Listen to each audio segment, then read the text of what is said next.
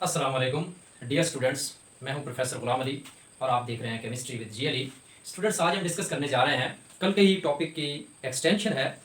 कल हमने डिस्कस किए थे पिछली वीडियो में क्वांटम नंबर्स जैसे कि श्रिंजर ने इसको एक्सप्लेन किया था कि 4 क्वांटम नंबर्स की मदद से हम इलेक्ट्रॉन की वेव लाइक मोशन को around the nucleus 3 dimensional space में उसको समझने की कोशिश करते हैं।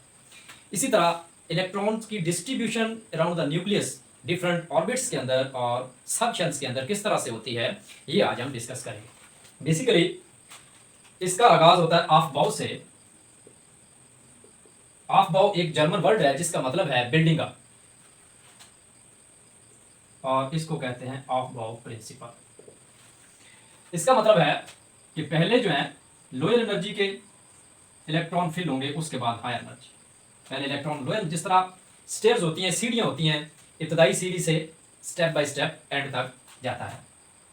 तो इसी तरह से इलेक्ट्रॉन भी step by step according to their energy level ये फिल होते जाते हैं। जैसे पहले यहाँ आएंगे, फिर ये फिल होगा, फिर ये, इसी तरह से इसका बिल्डिंग अप होता जाएगा। तो ये इनकी एनर्जी लेवल जो है ये इंक्रीज कर with the increasing energy level. अच्छा, इसके मुताबिक एक और रूल है जिसको हम n+1 रूल कहते हैं। ये हमारे पास रूल है n प्लस l रूल। इसका मतलब है कि जो जितनी वैल्यू आएगी n+l की, ये बेसिकली क्वांटम नंबर्स के इंटीजर्स हैं। n+l की वैल्यू हम निकालेंगे तो जो वैल्यू हमारे पास आएगी वो वैल्यू जो लोअर वैल्यू होगी उसमें इलेक्ट्रॉन पहले जाएंगे। इसके मुताबिक जो लोअर वैल्यू आएगी हमारे पास उसमें इलेक्ट्रॉन पहले फिल होंगे। इसको हम डिटेल में इसकी डिस्कशन करते हैं। ये बेसिकली एजीमुथल क्वांटम नंबर जैसे हमने पढ़ा था n-1, ठीक है। तो ये बेसिकली क्या है n+l। अब इसमें हम बनाएंगे कि तमाम जो सब शेल्स हैं उनकी वैल्यूज कैलकुलेट करेंगे। वो सब शेल का जो प्रिंसिपल क्वांटम नंबर है n की वैल्यू, उसमें उनकी कितनी और टोटल वैल्यू हमारे पास क्या आती है। तो हमारे पास है जी, हम यहाँ पे इसका एक टेबल बना लेते हैं। यहाँ पे हमारे पास सब शेल्स हैं, डिफरेंट ऑर्बिट्स के सब शेल्स हैं, और यहाँ पे हमारे पास है n+l की वैल्यू, और ये हमारे पास उसकी वैल्यू यहाँ पे हम लिखते जाएं। सबसे पहले हम इसकी तरतीब लगाते जाएं। पहले शेल के अंदर एक सब शेल होता है, ठीक है। तो n की जगह पे क्या आ जाएगा 1, और s के लिए जो l की वैल्यू है, जैसे कि हमने पिछली वीडियो में डिस्कस की थी, l की वैल्यू 0, 1, 2, 3 एंड सो ऑन, यहाँ तक होती हैं। s का मतलब है 0 का मतलब s सब शेल, 1 वैल्यू है p सब शेल के लिए, 2 वैल्यू है d सब शेल के लिए, और 3 वैल्यू है f सब शेल के लिए। तो इन वैल्यूज को हमें याद रखना है और इन्हीं वैल्यूज को हम पुट करते जाएंगे इस रूल के अंदर, इस फार्मूले के अंदर। यहाँ पे हमारे पास किस ऑर्बिट के या किस शेल के सब शेल्स मौजूद हैं, यानी कि s p d f, उनकी वैल्यू हम यहाँ पे लिखते हैं। तो s के लिए क्या वैल्यू आएगी 0, तो 1 + 0 = 1। सिमिलरली अब 2s आ जाएगा। 2s में यहाँ पे n की जगह पे क्या आ जाएगा 2s में 0, यहाँ पे क्या आ जाएगा 2। तो इसका मतलब है पहले काम वैल्यू 1 है 2 की निस्बत, तो पहले ये वाले इलेक्ट्रॉन फिल होंगे, यानी कि यहाँ पे ये s 1 and 2 ये पेयरिंग स्कीम के साथ आएगा, यानी कि एक क्लॉकवाइज और दूसरा एंटी क्लॉकवाइज स्पिन के साथ ये फिल हो जाएगा ऑर्बिट। और उसके बाद जो अगले इलेक्ट्रॉन आएंगे वो किस में आएंगे, वो 2s के अंदर आएंगे, बिल्कुल सेम पैटर्न में। ठीक हो गया। इसको हम सिंपली 1s2 भी लिख लेते हैं, यहाँ पे 2s2 भी लिख लेते हैं यहाँ पे, इसका कोई मसला नहीं है। अच्छा, आगे चलते हैं हम। आगे है जी हमारे पास 2p। यहाँ पे 2 आ जाएगा क्योंकि ये सेकंड शेल है, और p में l की वैल्यू क्या आती है 1, 2 + 1 = 3। l की वैल्यू यहाँ पे n+1 रूल की वैल्यू आ जाएगी 3। इसी तरह हमारे पास आ गया तीसरा शेल 3s, 3p और 3d। 3s की वैल्यू आएगी 3 + 0 = 3, 3 + 1 = 4, 3 + 2 = 5। तो इस शेल के अंदर s p d की जो n+1 रूल की वैल्यूज है वो आएगी रिस्पेक्टिवली s के लिए 3, p के लिए 4 और d के लिए 5। सिमिलरली हमारे पास आ जाता है 4s, 4p, 4d, 4f। तो यहाँ पे 4s की वैल्यू 4 आएगा, उसका n नंबर 4 है, और उसके s के लिए जो l की वैल्यू है वो 0 है, यहाँ पे आ जाएगा 4 और 4 + 1 = 5, 4 + 2 डी सब शेल के लिए 2l की वैल्यू है तो ये हो जाएगा 6 और 4 + f के लिए क्या है 3 है l की वैल्यू तो ये हो जाएगा 7। तो इस तरीके से अगले शेल के भी चारों, अब ये चारों चारों आएंगे नेक्स्ट शेल में, ठीक है, क्योंकि ये स्टिल इन 4 सब शेल्स की यहाँ तक तहकीक है, रिसर्च है, उसके बाद आगे जो GH वगैरह हैं वो अभी तक नहीं आए। तो ये चारों चारों आगे ये आ जाएगा 5s 5p 5d एंड 5 है। इनकी वैल्यू को पुट कर लेते हैं। 5 + 0 = 5, 5 + 1 = 6, 5 + 2 = 7 एंड 5 + 3 = 8। तो 5f जो है इसकी वैल्यू आएगी n + l के मुताबिक 8। तो इस तरतीब के साथ हम इनको क्या करेंगे, इन सब शेल्स को अरेंज कर लेंगे। याद रहे कि अगर n + l की वैल्यू सेम आती है, मतलब यहाँ पे 2p और 3s की वैल्यू सेम आ गई है, तो उसके लिए रूल है कि जो n की स्मॉलर वैल्यू होगी उसमें पहले इलेक्ट्रॉन जाएगा। मसलन 2p में 2p की वैल्यू भी 3 है n + l की, और 3s की भी वैल्यू 3 है।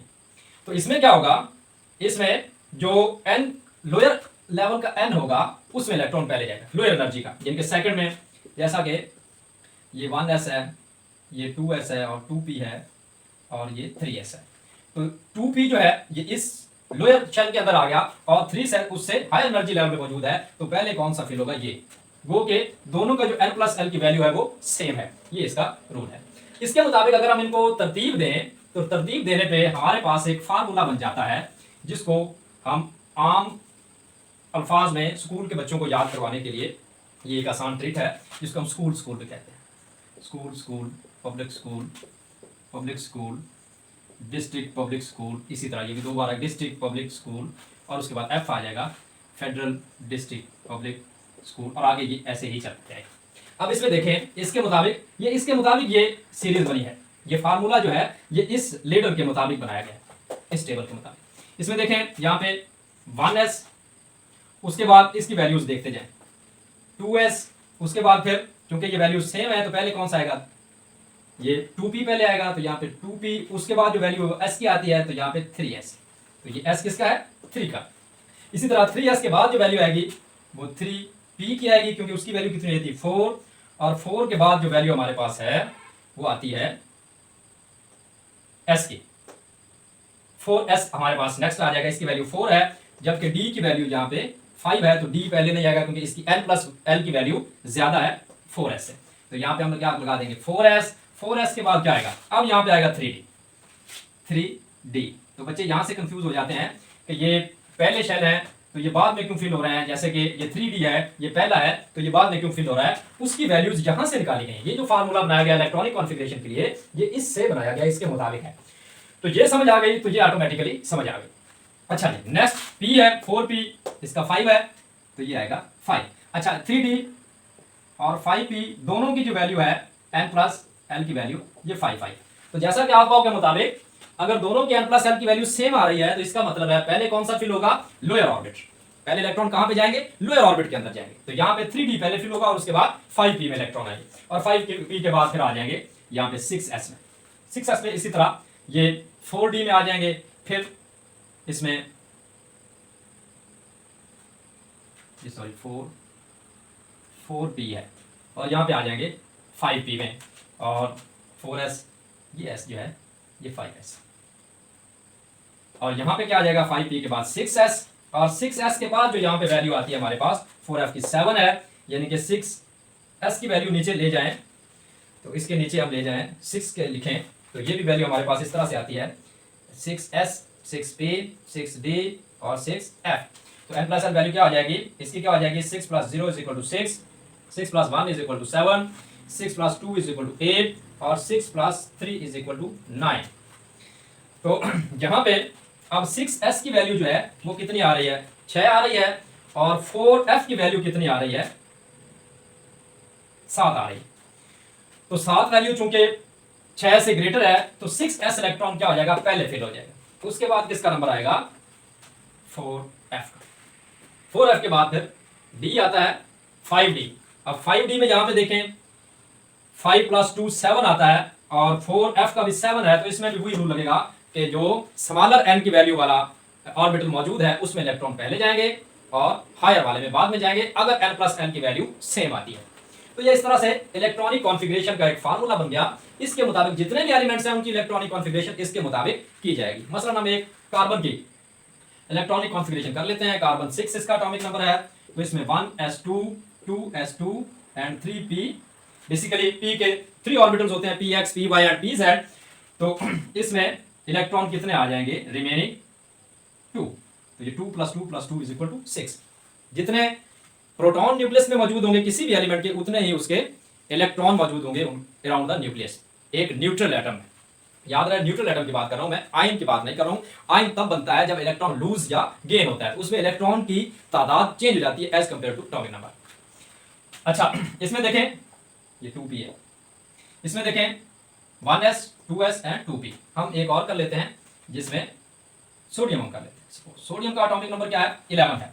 तो इसमें 1s2 2s2 2p 6। याद रहे कि पहले वाला सब शेल फिल होगा कंप्लीटली तो इलेक्ट्रॉन नेक्स्ट सब शेल के अंदर, नेक्स्ट एनर्जी लेवल के अंदर जाएंगे। ये बात भी याद रहे, ये p है, ये फिल होगा तो नेक्स्ट इलेक्ट्रॉन 3s के अंदर जाएंगे।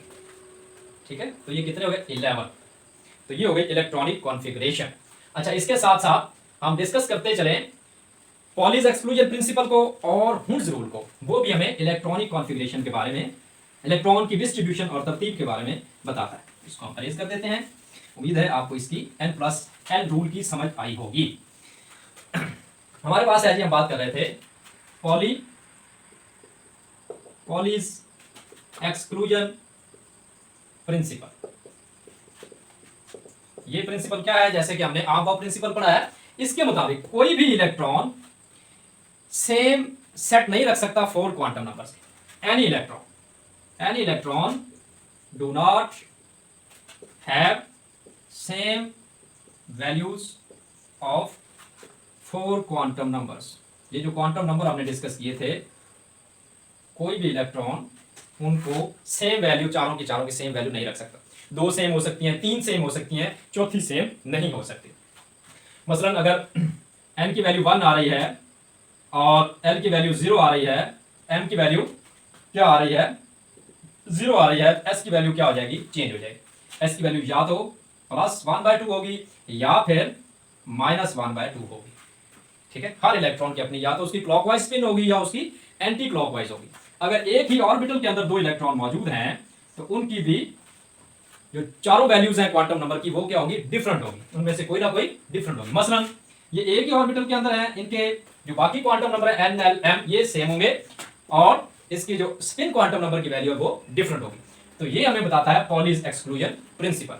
या हम दूसरे लफ्जों में ये भी कहते हैं कि कोई भी ऑर्बिटल 2 इलेक्ट्रॉन नहीं रख सकता सेम स्पिन के साथ, यानी कि they must have opposite spin. उनकी स्पिनिंग क्या होनी चाहिए, अपोजिट, एक क्लॉकवाइज और दूसरा मस्ट बी एंटी क्लॉकवाइज, ताकि वो स्पेस के अंदर, ऑर्बिटल्स के अंदर अपनी जो स्पिनिंग की वजह से एनर्जी है उसको कैंसल आउट कर सकें। अगर वो सेम स्पिन के साथ रिवॉल्व करेंगे तो आपको पता है इलेक्ट्रॉन एक चार्ज पार्टिकल है और चार्ज पार्टिकल जब स्पिन करता है तो अपना एक फील्ड जनरेट करता है, मैग्नेटिक फील्ड जनरेट करता है।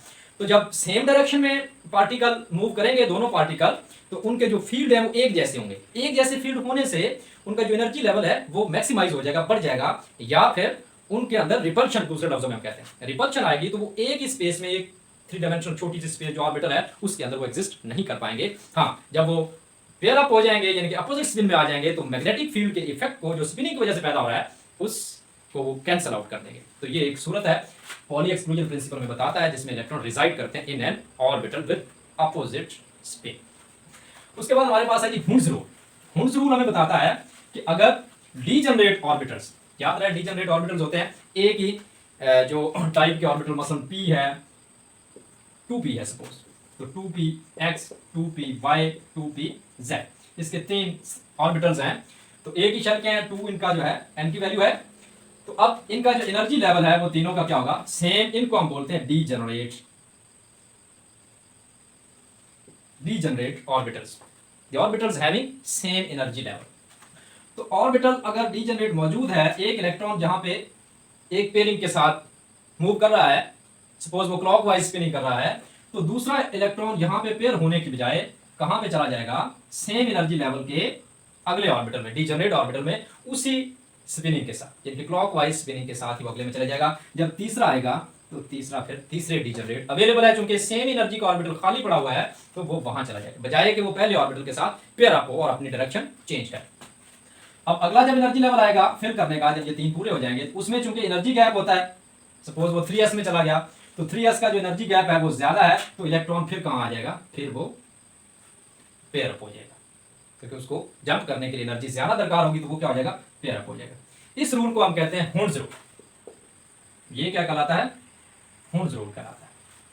ठीक है, कि अगर डीजनरेट ऑर्बिटल्स अवेलेबल है तो इलेक्ट्रॉन पेयर अप होने के बजाय नेक्स्ट एम्प्टी ऑर्बिटल में सेम स्पिन के साथ वहां पे चला जाता है, डिस्ट्रीब्यूशन उसकी हो जाती है। तो स्टूडेंट्स, इलेक्ट्रॉनिक कॉन्फ़िगरेशन के लिए इतना ही। नेक्स्ट वीडियो के लिए मुझे इजाज़त दीजिए। खुदा हाफिज़।